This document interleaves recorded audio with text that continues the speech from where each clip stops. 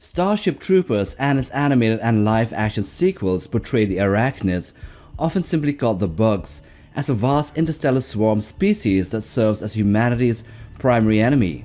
Unlike the Arachnids of Heinlein's novel, which were intelligent, technologically advanced beings with weapons and spacecraft, the movies and series versions reimagines them as a highly diverse, hive-minded swarm composed of numerous biological castes.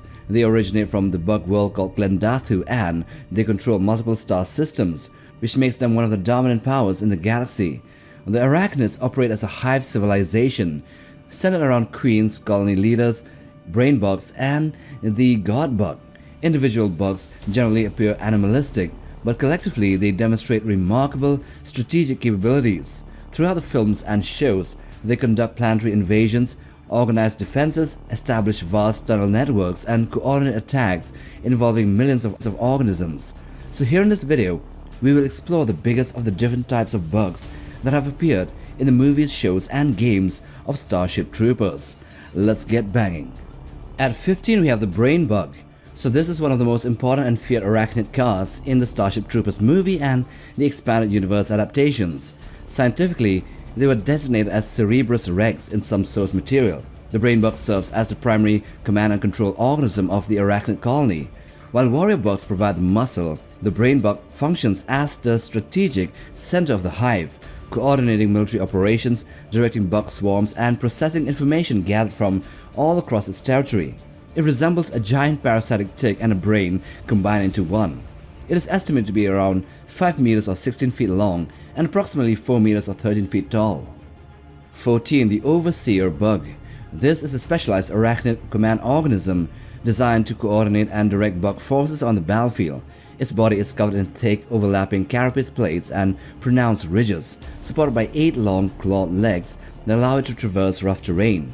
Extending from its armored body is also a pair of double wings that provide it the ability of flight, enabling the creature to hover or maneuver above the battlefield despite its bulky appearance. And functionally, the Overseer bug serves as an intermediary command caste. 13. The Rhino bug. This is a heavily armored assault caste within the arachnid forces, designed specifically for raw, head-on charges on the battlefield. These creatures function as living battering rams, built to break enemy lines through sheer force. They are covered in dense carapace plating, and the Rhino warriors are highly resistant to most conventional infantry weapons, which allows them to absorb significant damage while charging. And despite their massive size, around 4.5 meters or 15 feet tall and 6 meters long, they can reach speeds of approximately 75 kilometers per hour. Number 12. The Queen bug. So this is the central reproductive and strategic leader of an arachnid hive, a heavily protected and highly intelligent organism that governs both the expansion and survival of its colony. Physically, it is an elongated, heavily armored creature about 9 meters tall and 6 meters long, featuring a crowned beak-like mouth, multiple limbs, including large forelimbs and several secondary legs for movement. Functionally, the queen bug serves as the primary egg-laying engine of the hive, capable of producing up to 75 eggs per hour, or around 1800 eggs per day, and over 54,000 per month. Number 11. The Super Tank bug. This is a heavily armored elite warrior bug variant introduced during the Second Bug War, serving as one of the arachnid's most formidable frontline siege units designed for breaking fortified human defenses. It is roughly 6 meters tall, or 20 feet, and about 10 meters long. It is comparable in scale to some tanker bugs and some plasma-class units, but it differs in its enhanced combat specialization and offensive capabilities. Its first documented combat was during the Battle of Fort Casey, where it went on a direct assault against the mobile infantry forces. At number 10 we have the Royal Warrior. This is a rare, highly advanced arachnid warrior caste that functions both as an elite battlefield commander and a personal guardian for high-value hive entities like the brain bugs. It stands around 7 meters or 23 feet tall, and these organisms are significantly larger, faster, and more intelligent than the standard warrior bugs, capable of reaching speeds of up to 60 kilometers per hour while maintaining strong coordination over the nearby swarms. Their enhanced cognition allows them to even adapt tactics dynamically against the mobile infantry forces. Number 9. The Tanker Worms. These are non-combat arachnid subspecies specialized for subterranean excavation, which means digging tunnels and holes for the colony. They measure roughly 5 meters in height and extend up to 9 meters long. These organisms are built for silent, efficient burrowing rather than for any type of combat. Their primary function is to dig narrow, stable tunnels through soil and rock with minimal surface disturbance, which allows the arachnid forces to establish covert access routes for ambushes, infiltration, and surprise attacks against the mobile infantry. They were first identified during the Teska campaign. Number 8. The Scorpion Bug. This is a heavily armored arachnid siege unit introduced during the Second Bug War. They measure approximately 13 meters or 42 feet long and stand around 6 meters or 20 feet tall. They are built around an extremely thick, segmented carapace that renders it highly resistant and often nearly immune to standard rifle fire. It was notably observed in combat during the Battle of Roku-san, where it served as the mobile heavy assault unit or platform for the arachnid forces, and this creature also gained attention in its depiction in Starship Troopers Part 3 Marauder. Number 7. The Plasma Grenadiers. These are smaller, more agile derivatives of the standard plasma bug, designed to function as a hybrid close combat infantry unit and maybe even as a mobile range artillery platform within the arachnid forces. Although most of them are small in size, relatively speaking, like in the range of a heavy warrior size, the Mars variant, however, was seen to be around 10 meters tall and up to 12 meters in length. In the Second Battle of Mars, these larger variants were observed, unleashing powerful plasma barrages against orbital targets like the Nemesis station and also suppressing the remaining resistant forces of humanity. Number 6. The Tanker Bug. This is a massive arachnid heavy assault organism designed to function as a living tank on a battlefield, and they measure around 7 meters tall and up to 18 meters long, with thick armored plating that makes it extremely resistant to conventional weapons and ideal for breaking enemy lines through sheer force. It is capable of unleashing devastating ranged attacks using a flamethrower-like stream of burning biofluid that can melt armor and destroy infantry formations in an instant. However, the Tanker Bug also has significant weaknesses, which includes its slow movement, poor target recognition, and also a predictable behavior. Number 5. The Plasma Bug. These are massive arachnid artillery organisms designed for planetary defense and even anti-space warfare. They function as living weapons capable of firing concentrated plasma bursts from its enormous abdomen directly into orbit.